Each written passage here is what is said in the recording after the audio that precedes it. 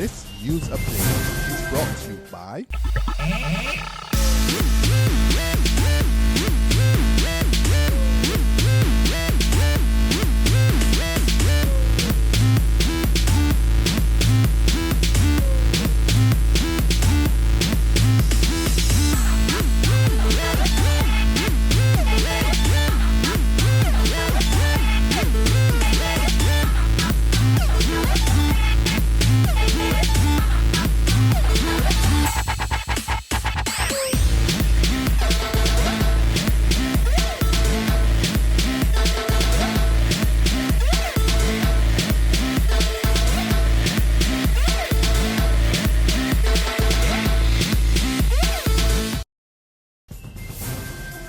This is a 6 p.m. Barbados Today update for Tuesday, July 8th, 2014. A warm welcome to you. I'm Kamar Jordan. An urgent multi-million-dollar injection is on the way for the QEH. 24 hours after medical doctors declared there's a crisis at the institution, including a shortage in basic and essential drugs, Health Minister John Boyce took to Parliament where he announced a $22 million lifeline within the next 5 to 10 days. He also urged Barbadians not to panic. I am comfortable with the fact that the short-term arrangements that have been put in place will see that immediate turnaround.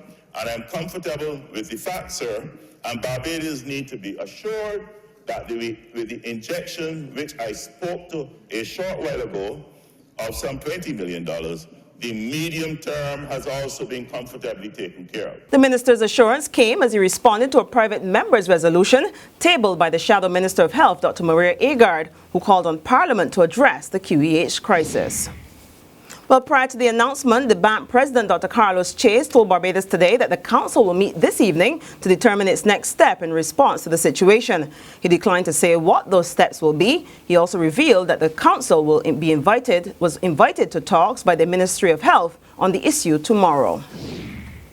In the wake of the financial trouble at the QEH, the Barbados Cancer Society is calling on Barbadians to sponsor patients with needed medication and assistance.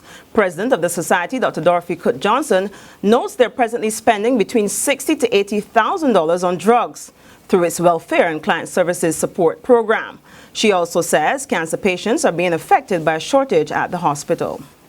It's a very difficult position, and I do hope that we soon can find a way out of it. And I hope people can pull together and assist. And if pleas are made and you have some money and you can give someone some help for medication, just ensure that you've got a note that indicates from the doctor that it is for this drug, or send it to the Cancer Society and we will send it on. And if there are any small things that we can do in relation to the crisis, we will. In other news, real estate developer Paul Altman is urging the government to be more creative in the way it earns money. Weighing in on the controversial municipal solid waste tax, Altman told Barbados Today that the government may be too direct in the manner in which it's trying to fix the economy. He is proposing that the Friendly Stewart administration considers removing the duty-free system to bring in more foreign exchange. It is my feeling that in times such as this, that the creative way to approach gaining more money for government is by inviting people in to spend money, by removing things like the duty-free shopping, because I think that that really is not as beneficial as it may sound. I think that most people find someone from friends and family in order to buy items duty-free anyhow. So I think that duty-free issue, if you remove that, you keep all the US and foreign currency here, the people don't go overseas with that. By spending more money, you're creating more employment and more taxes that people will pay, more VAT, more everything. There's regional and international news after this short break. Hi, I'm Red Plastic Bag. Anyone who knows me knows I don't like cold.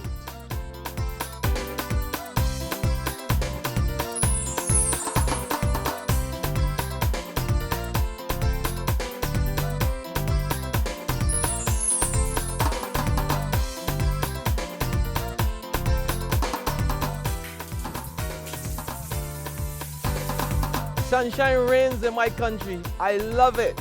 Catch the sun power. In sport, the final score is Germany 7, Brazil 1. Brazil are out after Germany trounced them in the FIFA World Cup in an exciting football semi-final this evening. Here is how it all happened.